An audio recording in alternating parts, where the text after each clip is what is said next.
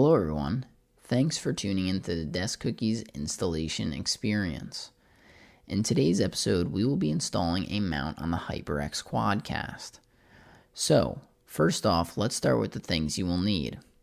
You will obviously need the microphone itself, the screws that are included with your Hyper X Quadcast, your Desk Cookies mount, and the 2 washers also included with your Hyper X Quadcast.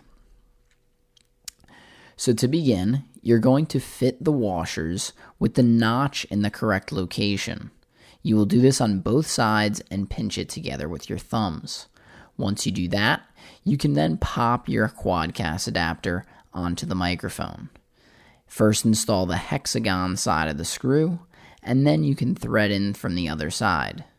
Make sure it's nice and tight, and test it with your hand. Once you do that, you can install it on any microphone arm of your choice.